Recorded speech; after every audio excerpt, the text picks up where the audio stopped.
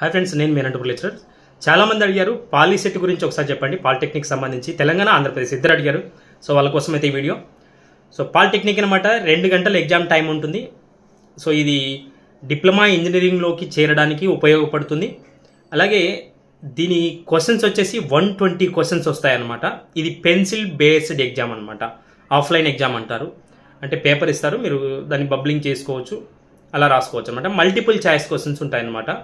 So 120 multiple choice questions ఉంటాయి. 36 marks pass marks అనమాట. So ఎవరైతే మనకి ఫిజిక్స్, కెమిస్ట్రీ, మ్యాథమెటిక్స్ చదువుతారో వాటి నుంచి అయితే మనకి క్వశ్చన్స్ వచ్చే అవకాశం అయితే ఉంది. ఫస్ట్ మ్యాథ్స్ నుంచి అయితే 60 మార్క్స్ వస్తాయి, ఫిజిక్స్లో 30, కెమిస్ట్రీలో 30 మార్క్స్ అయితే వస్తాయన్నమాట.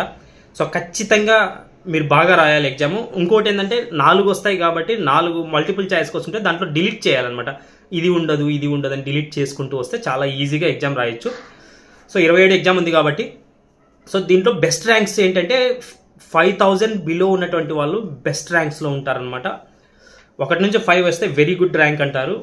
5 నుంచి 20, 5000 నుంచి 20 వస్తే గుడ్ ర్యాంక్స్ అంటారు. 20 నుంచి 40 వస్తే యావరేజ్ అంటారు. 50 పైన వస్తే బిలో యావరేజ్ అంటారనమాట. అంటే తక్కువ వచ్చినట్టు అనమాట. 50 పైన వస్తే చాలా తక్కువ మార్కులు వచ్చినట్టు లెక్క. సో మంచి మార్క్స్ తెచ్చుకోండి, టెన్షన్ పడకండి. టెన్షన్ ఎవరైతే పడరో వాళ్ళు మంచిగా ఎగ్జామ్ రాయగలుగుతారు.